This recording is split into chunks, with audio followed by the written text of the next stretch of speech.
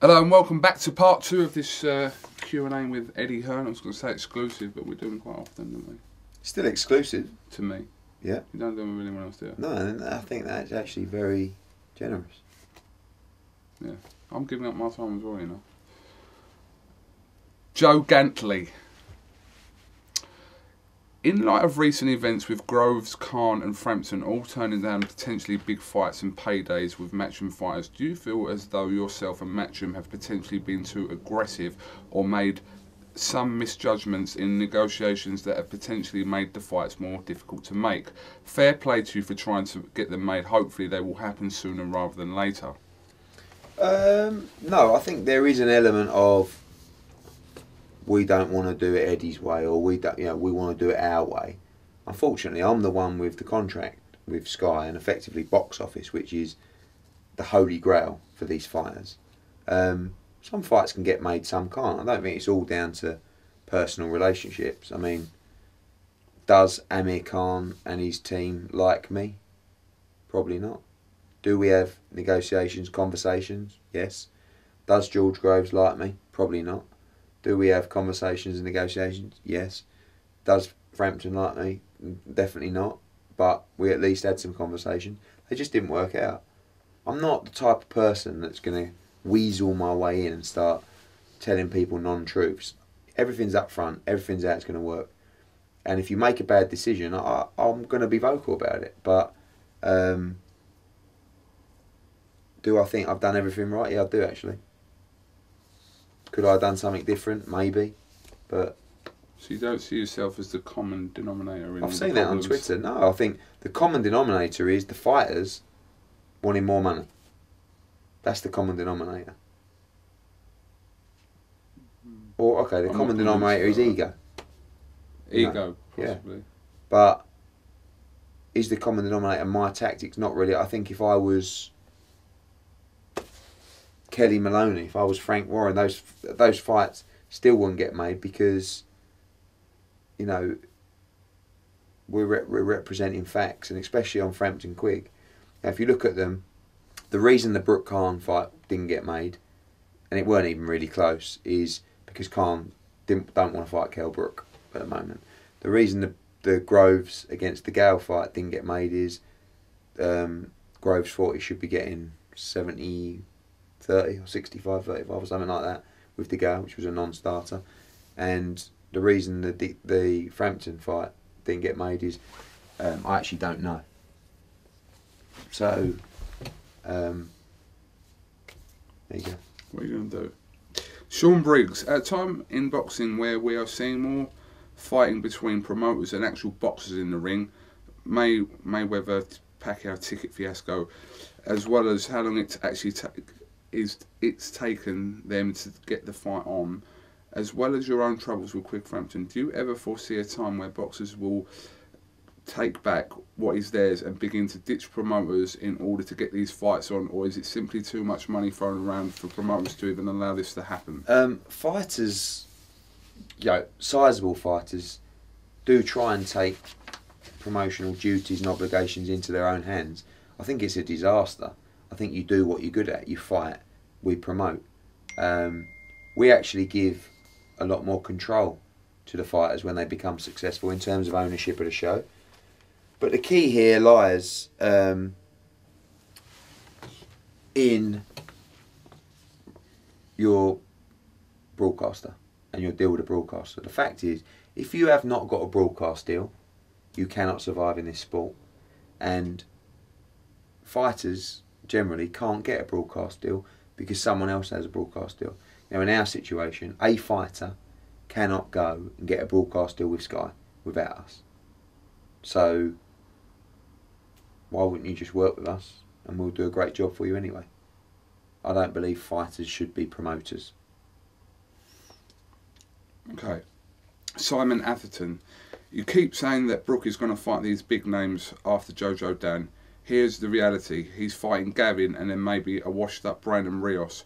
What about the Marquez, the Thurman, the Broner? These are the big names. He's IBF champ for F's sake. I disagree that Rios is a washed up. I mean, Rios is a quality fighter.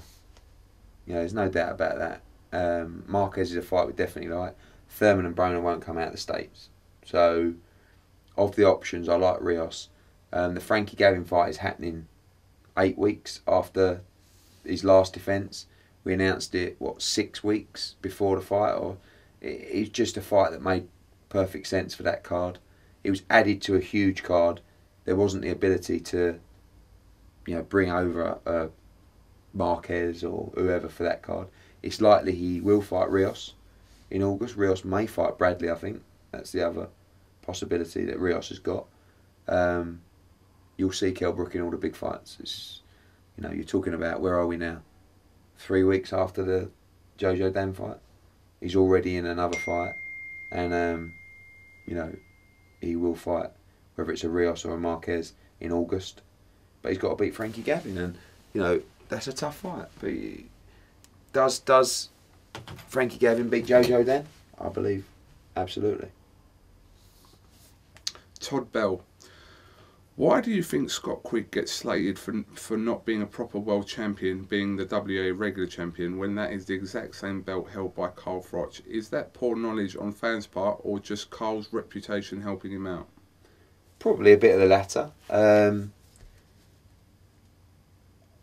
I think that, belts are becoming less and less important, in my opinion, in world boxing. They'll never lose their appeal. Every fighter loves to win a world title belt. But look at the situation, this whole WBA regular thing. And look at Jamie McDonnell against Tomoki Kameda. Right? They fight in a unification fight in a couple of weeks. The WBO turned around and said, we're not allowing unification because there's 2 WBA champions. Right?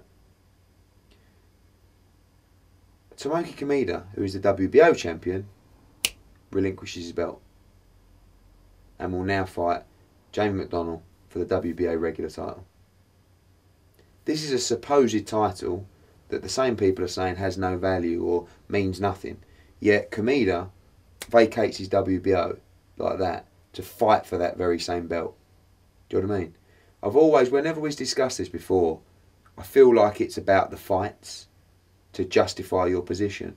So, for example, Jamie McDonnell won the WBA world title against, I can't even pronounce his name properly, from Thailand at the Wembley show, right? Defended it against eventually a late replacement in November. I feel like he needs a standout win to really make himself feel like he's a world champion again. He is on paper, right? But he's already won an IBF title as well, by the way. If he beats Kameda, yeah, I think he's a very credible world champion. And Scott Quigg, actually, I felt like he beat Salinas, but if he would have beat Salinas that night, I think things would have been a little bit different in terms of his perception. In his next fight that he'll be in, yes, I think victory over this man will get him the credit he deserves. So I think it's a little bit more about the fights as well. For instance, Froch beat Kessler for that WBA belt. Do you know what I mean? Yeah, the belt didn't really matter. No. But, no, what I'm saying is, but it gives that credibility, and Froch has got massive credibility anyway, I mean, you've got the Thurman situation where I don't know when Thurman went from the interim champion to the regular champion. Is he regular? I don't know. I thought he was interim. But people keep saying on Twitter, oh, you're not saying Thurman's a world champion, yet you say Quigg's a world champion. So, but he was interim. I don't know. But anyway, what I'm trying to say is, the original question was about Scott Quigg. I think with what we've done about the Frampton situation, the support for Scott has been really strong. But Scott does need that big fight, and he will get it on July the 18th. And then I think everything will change. I'm just going to read, you've answered a lot of this, but I will just read this question out from Jordan Walsh. He said, recently we had Danny Garcia fighting Lamont Peterson, both title holders at 140, fighting with no titles on the line. The same situation is happening with McDonnell, Kameda, sort of. Well, okay, but as certain fighters, I understand, yeah. As certain fighters are just great fight for the fans and do not need titles to sell, do you believe that titles will soon lose their value altogether? With all the politics between the governing bodies, surely this will make fights easy to make, or could we even see a setup like the UFC being introduced where all or some top fighters fight under one organisation? You can give him some tickets. To Birmingham. I think you're seeing a trend in America where the belts are becoming less important. I mean, Peterson against Garcia was a great example. For me, and growing up as a boxing fan, I like the belt. I like to see them on the line.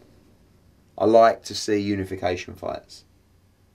But you're in a business where some people right now are so aggressive in that business, in what they're doing, they won't let the politics of a governing body get in the way of what they're trying to achieve. If that makes sense. Now, I don't know the reason why Garcia Peterson, the belts went on the line. Obviously there was a reason. But, you know, I'm sure that if Jamie McDonnell turned around and said, I don't want my WBA belt on the line against Comedo, the fight would still take place. It is about the fights right now over there, but I still do have an affection for winning belts, and fighters do. I know they do. You know, every fighter dreams of winning world championship belts. But I do think you're going to end up seeing not a governing body, but a position like the UFC where there's going to be new belts introduced in the American market. Okay. Or new belts, titles, do you know what I'm saying? Daniel Fraser. I know Daniel Fraser. As a promoter, what is more important to you? The opportunity for your fighter, whether they can win the fight or not? Sometimes they go hand in hand. Everything, like we said with Darren in part one, is a case-by-case scenario. You know, and sometimes you go in a fight, I mean, rarely do you go in a fight where you think there is absolutely no way possible, no chance in the world this fighter can win. There's always a chance, but sometimes, you know, and you look at, I don't know, examples of those, maybe Purdy against Alexander. Purdy can whack a bit. You hope he catches him flush on the chin. We all know Lee Purdy, former unlicensed fighter, 3 fights as an amateur, just about won the British title, but then the opportunity comes up with that sort of money, you can't turn it down. So what is important to me is that I deliver for my fighter. Sometimes in a fighter's career they're at a stage where other things are important, like all of a sudden, yeah, I'm in it for the paydays.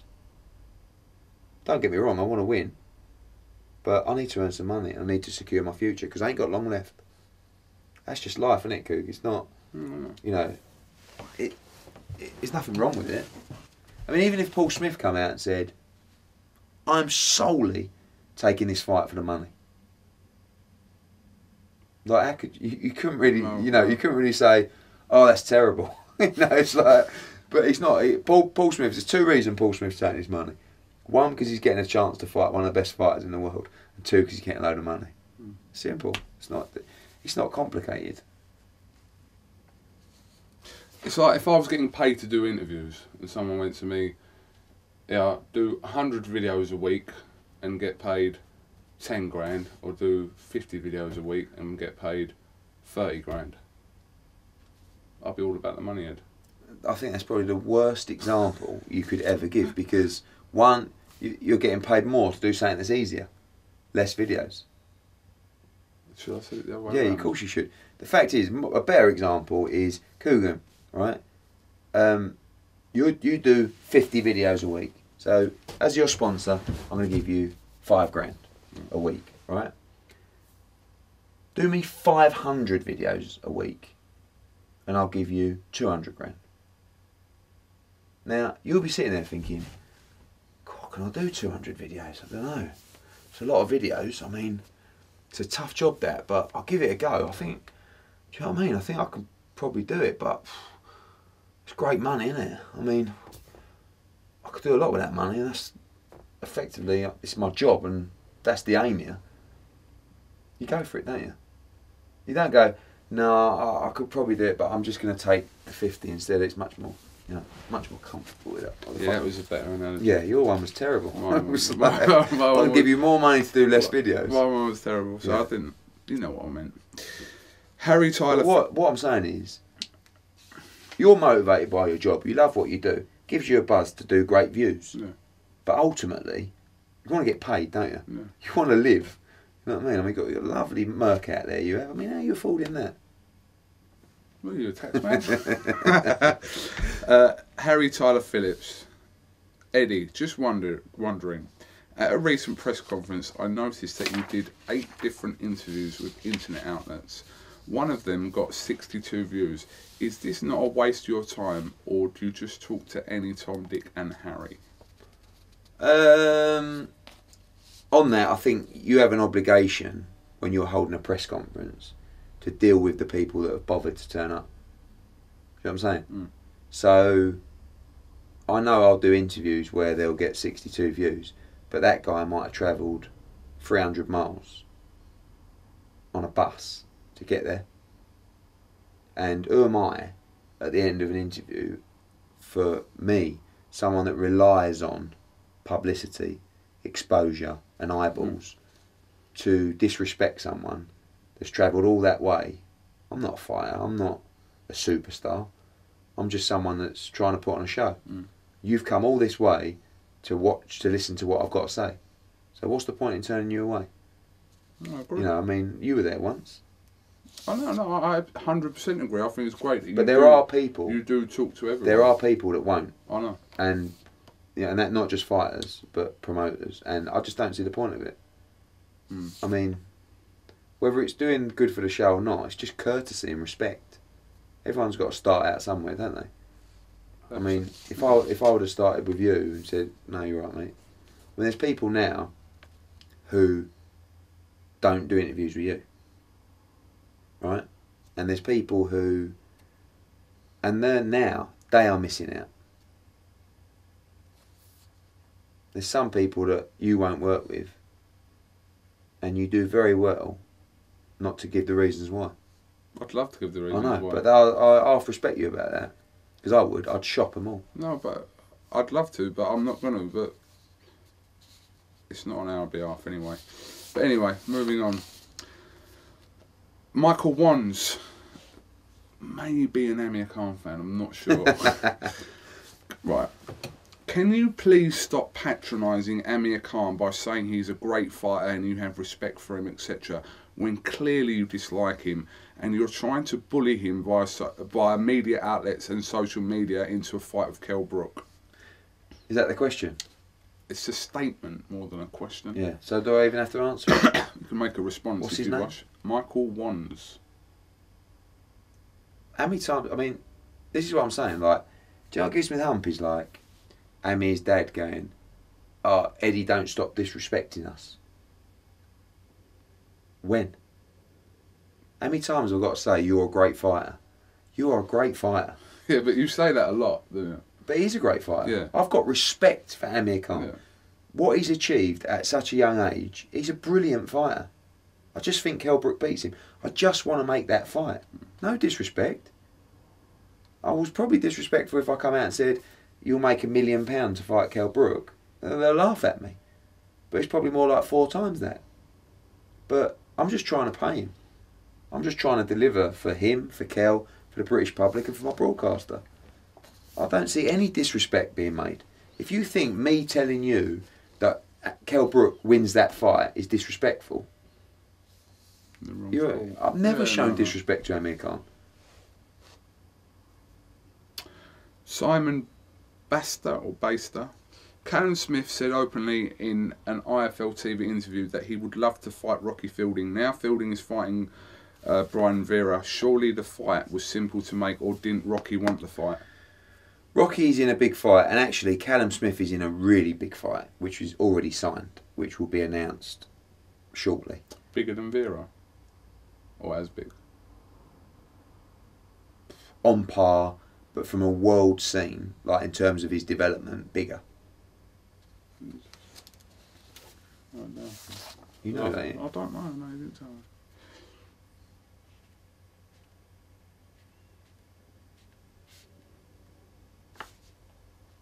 Carl what? Georgie.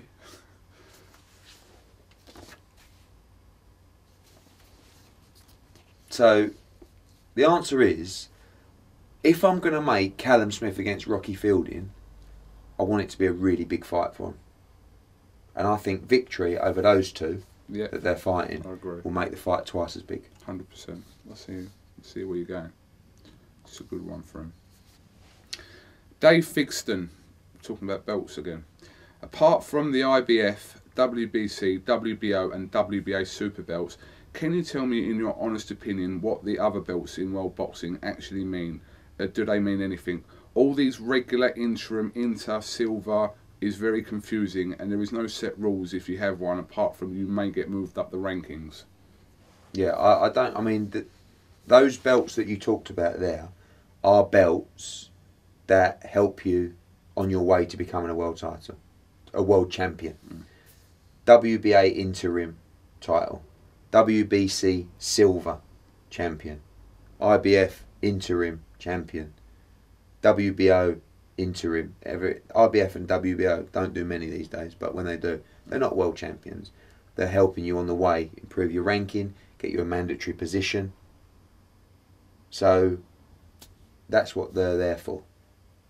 Yes, generally they're a chance for the governing bodies to create another sanction fee, but they're beneficial to the fighter because they help you move in the right direction. Okay. Tommy Fennell. Generally, use the WBC as an example. You start out, you might win the WBC International Silver. That generally, talking about top 20 ranking. Then you might win the WBC International, sort of top 15 to 5, defend it. Then you win the WBC Silver, top 5, maybe top 3. Then you have a final eliminator, and you fight for the real thing. It's kind of like the process, you know? Or a way of making money. It's fine. That's what it's all about. Tommy Fennell. The IBF announced the final eliminator of Bradley Khan. Khan didn't fancy it. This is what Tommy Fennell's writing. So they now put Gavin instead. However, is Kell now fighting Gavin? Does this mean that Kell will be able to make a number of voluntary defences in future? Or is Gavin now a voluntary and the IBF will now announce a new opponent for Bradley?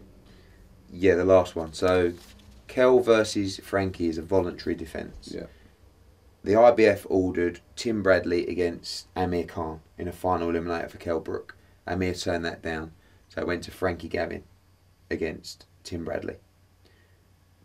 Frankie ended up fighting Kell in a voluntary defence. And actually Kell's mandatory is due to be called, not had, by end of October, early November. So he can fight as many voluntaries as he wants up until probably about November. So it'll be likely that Kell will fight May. I don't know who's May. Could he have August. 3 more fights this year? He will, yeah. Yeah. May, August, December, maybe. yeah, November, something like that. December. So I don't know whether the IBF are up to with that final eliminator. Bradley against who? But whoever wins the final eliminator will be Kell's next mandatory, which will be called in around November and made in about February, March. Sorry, this is a question. Who are they talking about Rios fighting? Rios and Bradley. Bradley? Yeah. Is that fight? I don't think it's happening, but it is being discussed. So if that happens, and have you got a plan B? That wouldn't be a final eliminator. No, but I'm not talking about for Brook for the summer. Oh right, yeah. There's a couple in the pot. Okay. Dave Torrens. I know you don't run Sky, don't you? Apparently I do, judging by But with your show on May the 30th, do you not think that it would be fair for people paying for the Mayweather Pacquiao should be given some sort of discount? If you bought Mayweather Pacquiao, you get the O2 show for half price. I'll watch both shows, but was just asking, as I know a lot of people will struggle to justify paying for pay-per-view boxing twice in 1 month. Yeah, no, I understand the question. I saw Danny Flexen doing some stuff about 2 for £30, which I think is £5 cheaper than if you buy the 2. It's just difficult because obviously there's going to be nothing. Is it the gap between them? Between the Not second really. and It's the more about you'd have to go to Floyd and say, "Can you have a couple of pounds off your pay-per-view?" And then we'll do the same with and it's just not going to happen. So the price, one thing is that the price is different for the 2. Do you know what I mean? People are saying it's £20 for Brooke Gavin. It's not. We won't. That'll be announced shortly, but it's cheaper than Pacquiao Mayweather. By the way, it's very sensibly priced at £20. Very. It's $19.95. They're paying $90, aren't they? Yeah, of course. $99, isn't it? Andy Phillips, what do you make of Kelly Maloney's return to boxing and some unspecific comments relating to promoters who would like to say things about her but no they can't, in her words? No problem with her returning to boxing at all. Very knowledgeable about the game. I think Frank or Kelly or whatever, formerly Frank, was a good manager. I'm sure, obviously she's changed gender, but still got the same brain. So, very knowledgeable about boxing. In terms of promoters wanting to say things about her, I don't think that's the case. Would you work with her? If it benefited my fighter, I don't know how that's going to happen in the near future, because I don't feel like she's going to, represent a lot of big TV fighters in the short term. Maybe in the long term, Gary Cornish, Anthony Joshua? No, it's not really on the radar. Yeah. If he got called for the British title or something like that, then maybe. But I think worrying about what people want to say about you or think they're going to say about you, I don't think there's promoters who want to say things about Kelly Maloney. They might have their opinion on life issues, but for me, it's not really in my mind.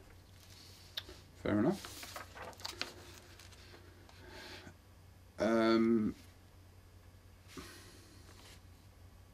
Right, this is where obviously you did kind of answer this, but Gary Derbyshire did this what he asked. Can you explain what the problem is between you and Barry McGuigan? You had meetings with his sons, but not him. Surely it's you and Barry that should be trying to make the fight. Also, why hasn't Frampton been present at these meetings? You have answered some of these questions to a certain extent already. So, breaking it down, we used to represent Carl Frampton. Thought we'd done a great job, boxed him all over England, had some big nights in Belfast.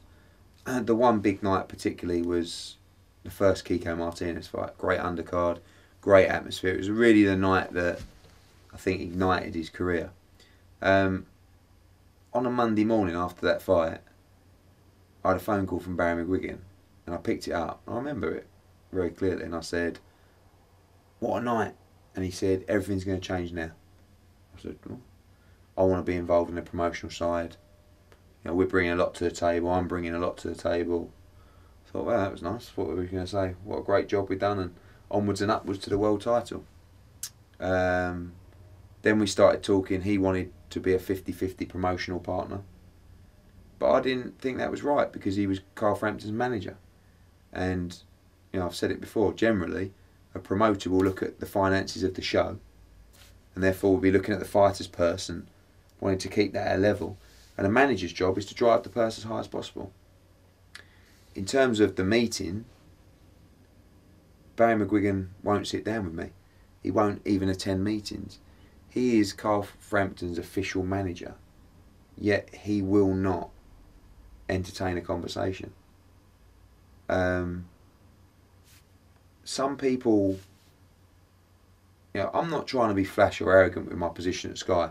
We're just in a great position where if you want us to box on Sky, you want to box on box office, it has to come through us. It's a benefit to our fighters. The main problem to overcome was to establish with what broadcaster this fight needs to happen. That's been established. They all know that. But we're the only people that can deliver that platform. In terms of Carl Frampton being at the meeting, when there's a fight of this magnitude, I like everything to be on the table for my fighter, to be able to see absolutely everything that's happening. Scott Quigg was not at the meetings, but he's been on the email trails with his lawyer to see exactly what's happening. It's easier that way for me to have a relationship with Scott Quigg and for him to understand the dynamics of the deal. Carl Frampton, not only was his manager not there, he wasn't there either. Now, Carl Frampton might say, "I don't want to go to the meetings. You're my promoter. You deal with it and let me know what's happening." I would love Carl Frampton to be at the meetings because I get a deal done like that.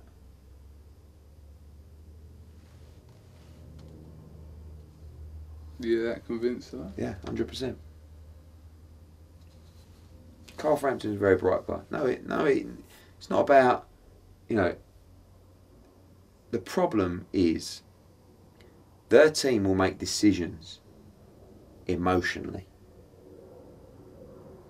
They will make poor business decisions because they're using their emotions. They will be talking to me thinking, I can't stand you. Oh, you're not doing what you want. Why do we have to do what you want? How can you make the correct business decision when you've already got that subconsciously in your head? I look at Barry McGuigan, I look at Jake McGuigan, ice cold. Not even thinking about what I think about you as a person, whether I like you, dislike you, think you're flash, think you're arrogant. I don't care. We've got a job to do and get this done. But unfortunately, their decisions are based on emotion. Carl's worth this, and we're not doing what you say. I'm bringing all the money in. Oh, we don't care. We'll go and do something else then. All right then. Bye. You know what I mean? Adam Wood. I've already bagged... You're sniggering it. I think it's just your passion. Yeah, it's great. Adam Wood. I already bagged my ticket for May 30th. Big up, Adam. But with it being on pay-per-view, I'm assuming there's added pressure on you to try and maintain a card that will help deliver maximum buys for Sky. I know fighters pulling out isn't within your control, but we all know it's common. Say, for example, Linares and Gradovic got injured in a camp a week or two before. Unlikely, I know. Let's hope not. But especially for pay-per-view scheduled shows, do you already have a contingency plan in place to replace these types of fights with something still deemed pay-per-view worthy? Or is it a case of you having to rely on the remaining fights on the bill to hopefully generate the desired numbers? That's a good question. And as he's coming to the O2, he can come to Birmingham as well. Quite difficult with this one because they're not British champions or British world champions defending. They're British fighters challenging. So therefore, if Linares and Selby pulled out, Mitchell and Selby couldn't challenge for a world title. Do you understand what I'm saying? Linares and Gradovic. Yeah, sorry. Yeah. If they were world champions, you could bring in another opponent. So in answer to the question, if Linares and Gradovic pulled out, it ain't on pay-per-view. No way. What if one of them pulled out? I'd be very, very... I mean... You'd have to look to I think the Linares fight is a bigger fight. So, but there are a couple of other fights that I know I could put on. Depends on the notice. But unfortunately, in boxing, nothing surprises me. So whatever happens, you got to deal with it. And there are contingency plans, but sometimes something will go so catastrophically wrong, it will just blow everything up in the air. Okay. Billericay Bob. Oh. Billericay Bob. Bob Thomas, Billericay Bob. I'm curious you have to factor in a lot of logistical costs for putting on shows outside of London, and if this determines what type of card you require to drive ticket sales. Can you read that again? I'm curious you have to factor in a lot of extra logistical costs for putting on a show outside of London, and if this determines what type of card you require to drive ticket sales. No, I mean it's just a given that we can't do all the shows in London and the costs aren't that extortionate of doing a show in Newcastle or Leeds. Obviously in terms of putting bums on seats, you've got to fill it with ticket sellers and you've got to make things relevant. The only thing I would say is that sometimes just because someone's big in that area doesn't mean that they're going to deliver strong viewing figures across the country. Do you know what I mean? So you could have 8,000-9,000 in an arena, might not deliver the numbers for Sky. Right. Okay. There's two questions here. I'm going to pin them together because they're about Joshua. Right, you can answer them in one go. Ashley Sullivan first says, Eddie, can you please make a fight at Vicarage Road with Anthony Joshua for a British title fight? This was talked about a while ago, not heard anything since. Also, massive respect to Paul Smith taking the award fight. That was Ashley O'Sullivan. Marcus Fireman says, Eddie, the reality is when Joshua becomes big enough, he will leave Matchroom and form his own promotional company like David Hay and Haymaker. Would you feel like you have been stabbed in the back if this inevitably happens? I think there is a chance one day he might make his own promotional company, but I'm confident it'll be with us. Like I said, we have exclusivity with Sky and on box office, so I think we're in a great position, and there'll be an announcement about that in the next couple of weeks as well. I think once you have a good relationship with a fighter, there's no reason for you to stop working together. The deal can change, and when he's in a position of power, then obviously the deal's going to get better and better for him. We're also in a position of power.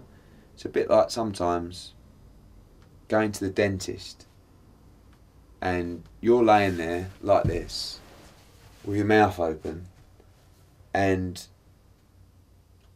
you get your hand and you stick it around the dentist's nuts and you look at him and you say, no, we're not going to hurt each other, are we?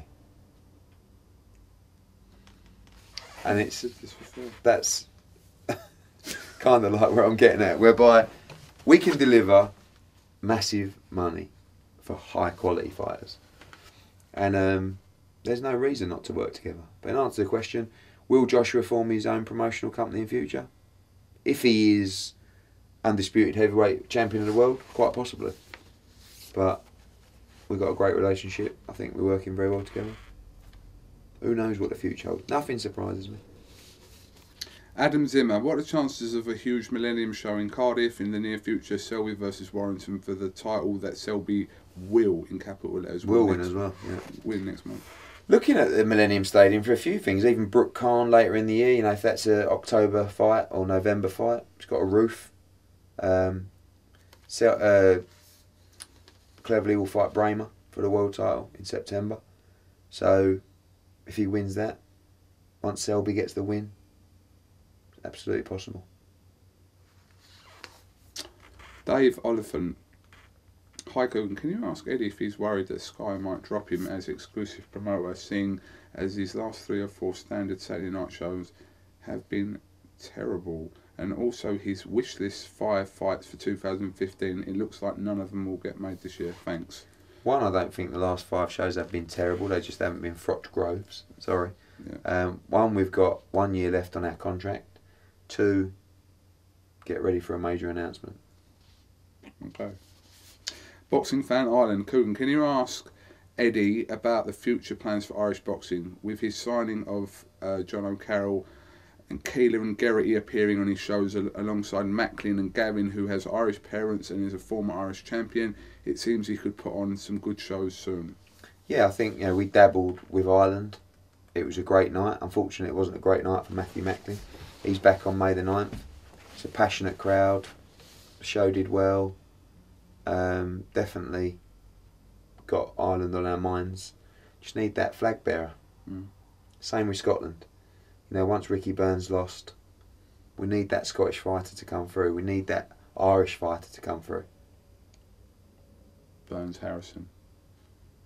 Let's see. Let's have the Figueroa. Burns got Figueroa first. Beat Figueroa. Blimey. I mean, you've absolutely cracked it. Connor Creamer. Has Prince Patel signing with Frank Warren on Thursday made a potential fight with Charlie Edwards less of a likelihood? If not, can we expect it, as the boy needs a reality check? And also Mark Hampson said, would you have considered signing Prince Patel, and what did you make of his interview with Arthur? I didn't mind the interview.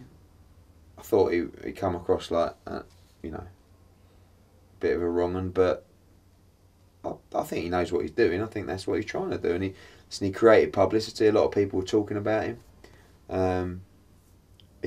I spoke to his former manager, Steve Goodwin, when he was his manager, and he was saying about coming in and meeting up with us. Will we be interested? And he said, he spoke to him and he said, I've had a meeting with Frank Warren. I'm probably going to sign with him, but let's have a meeting with Eddie Hearn so we can drive Frank Warren's money up. So I was like, I admire your front, but no thank you. So him against Charlie. I mean, Charlie Edwards would fight him tomorrow. Obviously, he's fought him. He's beaten him 5 times in the amateurs. But pro game's different, and there's not a lot of flyweight. So if we can create a big domestic fight, brilliant. Let's whiz through these. This geezer's real name, Frederick West. Frederick West. I speak to some people in boxing and I hear that some old school matchmakers, promoters will not deal with you due to your inexperience and will only make deals and talk to your dad. Talk to daddy, is this true? That couldn't be for the biggest load of bollocks I've ever heard in my life. My old man has not made one fight in the last 4 years. So, in fact, my old man knows, taking away his knowledge of boxing and his knowledge of the business, my old man knows about that much about current fighters and matching current fighters. If you said to my old man, I did it actually, give me 5 opponents Mayweather's fought. No, I ain't playing that game. This was last night. I went, go on. He went, well, Madonna. Madonna again. He went Garcia. I went, no. He went Peterson. I went, no.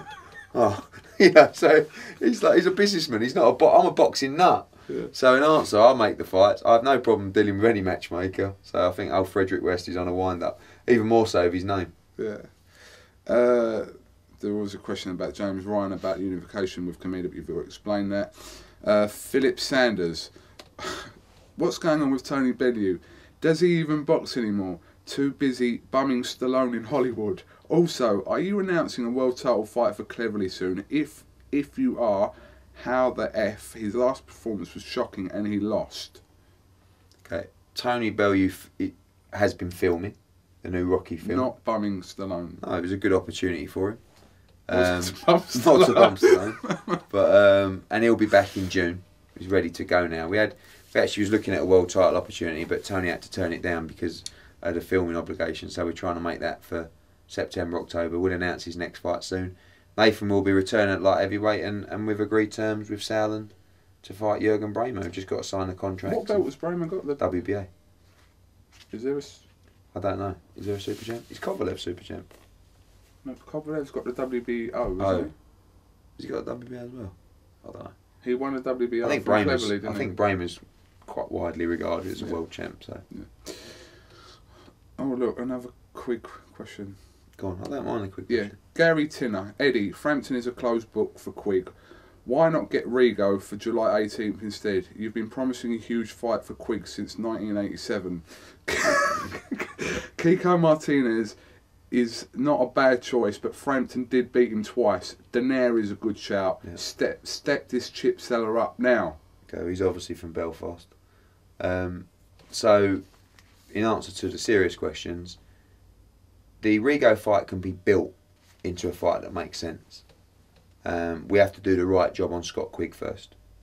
I have to make Scott Quigg versus Rigondeaux a pay-per-view fight. We're nowhere near that yet. I love the Daenerys fight. Daenerys will fight on the same night as Scott Quigg, but not together. If we can't get the Frampton fight, I like Daenerys next. Already talking to Top Rank. Maybe it'll be Rigo next. Martinez is the likely fight, not done yet, for July 18th. It's a great fight. You know, the night that Frampton boxed in for the IBF World title, this was the greatest fight, the toughest fight. Now all of a sudden, he just lost that fight in a good fight. He's had a win. Now he's shot. He's gone. So, you know, this is just the reaction of people who don't want to give Scott Quigg any credit. Many say Martinez beats Quigg. It's a tough fight. Carl Frampton better hope you don't. Martin Foy. Eddie, what's going on with Matthew Macklin? Realistically, can he get another world title shot? Wasn't great against Highland. Has he still got it in him, or is he finished? Be honest. He'll come back in an 8-rounder in Birmingham. We'll see what he's got, and then he's still got ambitions to fight at that level. You know, he's a big name opponent in America still. Don't forget the guy who beat Matthew Macklin, Highland. Yeah. What? Is he fighting Cotto? No, Gill's fighting Cotto. Oh, Gill's fighting Cotto. But Highland was supposed to be fighting Cotto. So that gives you an example of what people think of Matthew Macklin. Because Highland would have got the Cotto fight on the back of beating Matthew Macklin. So let's get Matthew back in the ring on May the 9th in Birmingham. I'd love to see a fight of Andy Lee in Ireland. Well told as well. Steve Toms. Why are you sticking up for Josh Warrington Leeds fans when there are a load of football hooligans attending a boxing fight? The atmosphere might look great on the telly, but this is sending out the wrong message for people wanting just to go to shows and actually enjoy the boxing. You are just cashing in. But I don't understand. Can't you be a boxing fan, a football fan, and a boxing fan? No, because I like football ahead of boxing. I know, but do you understand? Yeah, no. You're a football fan. Ahead of boxing. Yeah. No, but you never used. You are a football fan who found boxing. Yeah, I've always been a football fan since. Yeah, that's what I'm saying. Yeah. Okay, so, but why can't? Surely, if we let football fans find boxing, we'd have many more boxing fans. And when you say that, what was it he said? It really actually gives me the ump. Warrington fans. Explain what he said there. Hooligan football fans. Yeah, football hooligans. You were there, or you weren't there? James was there. No, but I've been to the first one. Yeah, but what was the hooligan activity? Oh, sorry, a few people took their shirts off and started going like that and then threw a couple of beers in there and sang songs all night. They're having a good time. I mean, I want people to have a good time at my shows. That's it. That's all we need to say. Hold on.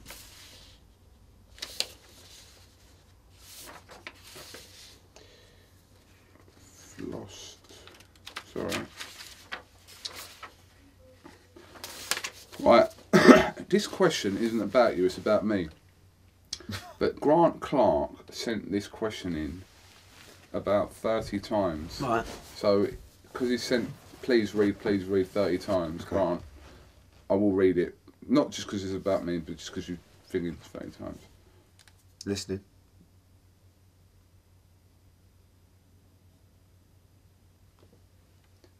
We're nearly done. It's 2 o'clock. Hi Eddie. Hi. Where do you think ultimately Kugan's career lies? He's progressing with being online, surely, but surely he can't do that forever. Personally, I see the potential of a household name in punditry. No. It's incredible how much he knows the fighters on a personal level as well as professional, whereas your Johnny Nelsons and Adam Smiths don't have much of a personal touch, in my opinion. Kugan and James are diamonds in the rough, and great that BoxNation and yourself are making great use of what he started with Rifle TV. I just think the live TV events are missing a hidden gem here. The boxing audience relates to Kugan and James. What do you think? Who's that from? Grant Kugan Clark. Cassius. Listen, Grant, if you're on Twitter, just tweet Eddie later on. There's no point talking to Grant Clark, he don't exist. Grant, tweet Eddie later on just to confirm that you did send me a load of emails. Right, let's get on a serious note. So Grant, you missed that. So Grant.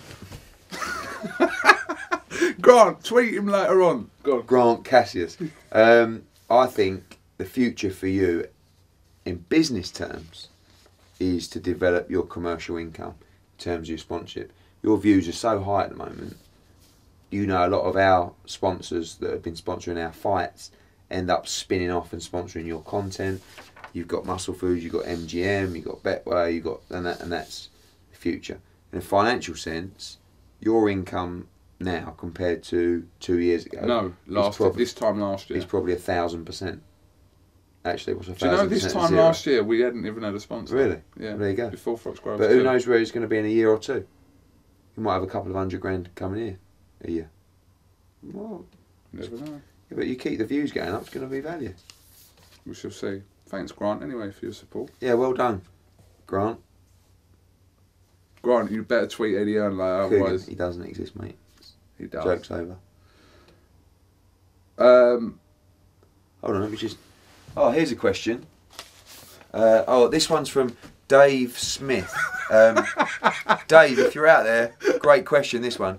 Eddie, you're amazing and by far the best promoter in the world. Oh, you're so tall and handsome as well. Oh, if you're out there, Dave, prove that was you. Wait there. I don't care. No, it's like, no. You know. Don't mug me on my own thing, bruv. Look. Wait there, just wait there. Who, you got that? Look. That says Grant Kilburn. Yeah, at the bottom. What does it say? Grant Clark. Right. So he's actually, where you've created your own email address. Oh, leave send off. a question in. Leave off. You've look got how many you sent as yeah, well. Hold on. You got it wrong. No, that's right? his name. So you've Grant created Clark a fake or name. Kilburn, whatever it is. And when you've signed off at the end, you've forgotten the fake name that you've created. Leave off. My mum's trying to ring me. Really? That's never a good sign. No. Speak to you in a minute, Mum. Big fan of IFL and Matchroom. But I suppose I made that up as well, did I? When Fight Pass was first announced, you mentioned there'd be behind-the-scenes footage and info about the nitty-gritty of boxers' lives, like their training, diets, etc. The science of making weight, for example, would be an excellent and most interesting episode on Fight Pass. I believe this is what us hardcore boxing fans really want to see and understand. So my question is, are we going to see any of that? Do you know what? I think Fight Pass is going well. The criticism we always get... Scott West, is that? I think that's Scott West. The criticism we always get as well is like, you said you were going to put your fighters on Fight Pass. Well, now we're doing a show on March 28th with about 9 of them on, so May 28th. So it takes time. That sort of stuff, I'd love to get that sort of stuff on. You know, it's just how much content can you get on there. So in time, I do think there's a relevance to that kind of information. Okay. Nearly done. Frankie Law. Eddie, any chance of an insight into your meetings with Al Heyman? Obviously, no clue what he's like as a man, and does he even enjoy boxing, or is it all just a business to him? I'm hugely passionate about boxing. Hugely passionate about boxing. And hugely passionate for delivering for his fighters, actually. Listen, I don't know how long... I mean, he's just going for the jugular in US boxing. I don't know how long the model's going to last. He knows what he wants. He's a very bright man. I'm really enjoying working with him. Just like to say thank you to Al Heyman. And he's blown up US boxing. It's exciting to be a part of. It's exciting to watch. Couldn't you ring him now? Just say, Al, I've got a fighter for... Yeah, that would really make me look credible. Al, sitting here with Kugan, you know, Grant, you know. Do you think Al Heyman's ever watched an IFL video in his life? Yeah, I do. Do you think Barney Francis has? 100%. Big up Barney Francis. He told me off once for swearing. Oh, sorry, Barney. It's Craig McDowell. Seeing what Terence Crawford has gone on to do you think that Ricky Burns' performance against him wasn't as bad as first 2 fall? tickets. Do you think... Do you know what? I'm going to give him... go on, finish. Do you think the winner of Burns-Figueroa could get a chance of fighting Crawford? Give him 2 tickets for the O2. Oh, Craig McDowell, O2 winner. You know, Ricky Burns never got any credit for that performance against Crawford. And we knew how good Crawford was. And I know he lost the fight by 4 rounds or 5 or whatever, but he was competitive in the fight. He was much more competitive in the fight than Gamboa. Yeah. Yeah. He got stopped. Yeah. Much more competitive in the fight than Beltran, who lost nearly every round. Mm. And he was much more competitive in the fight than Delorme. So, actually, it was a good performance. Terence Crawford's a very special fighter. Absolutely. The winner of Burns-Figueroa, I don't know, you know, this fight's made at 10 stone. We would have preferred it at 9-11, 9-12. So I don't know whether Ricky moves back to lightweight after this fight. Let's see how he gets on in the fight. But Burns deserves a lot more credit for the fight against Crawford. 3 more questions to go. Dave Atkinson, with the landscape change in the USA regarding Al Heyman and his terrestrial TV investment, do you see this prohibiting Matchroom progressing in the States, as you have mentioned that business venture before, and can you see a terrestrial TV network using that model in the UK? Good question. Birmingham tickets. I think the